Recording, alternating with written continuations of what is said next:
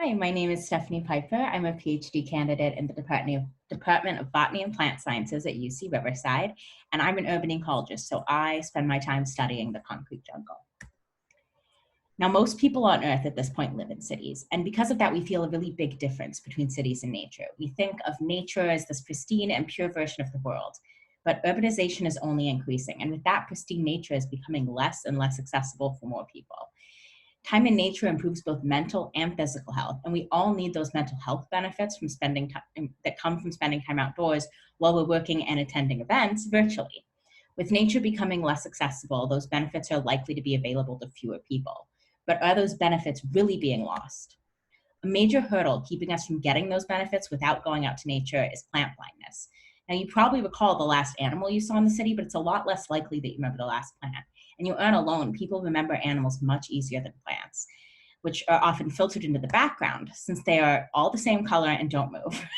But cities don't have as much of a shortage of plants as we think, and many cities are actively working to become more green. So plant blindness results in this underappreciation of plants and often a limited interest in plant conservation. You are a lot less likely to protect what you don't recognize and don't already know. But plant conservation is really crucial for human and environmental health. Plants provide food and medicine and help protect us from global warming. And this disconnect between seeing plants and appreciating them caused by plant blindness means that a lot of green space development doesn't have a connection to the community. So even if these developments are beneficial, policymakers can still find that the community isn't fully supportive. So what is the cure? Generally, scientists agree that curing plant blindness needs to start early. But science education has a lot of challenges as it is, and going out to pristine nature is not always accessible and puts a lot of weight on parents. Federal, state, and local governments can help improve regular interactions with plants by focusing energy directly in the communities.